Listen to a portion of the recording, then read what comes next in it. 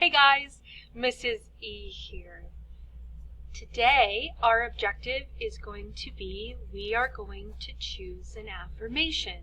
We are going to be reading the book I Can Do Hard Things, and then we are going to be choosing an affirmation that we are going to be using later with the rhythms. Ooh, and putting it on homemade instruments or instruments from home. So, we'll read the book. You will answer the question.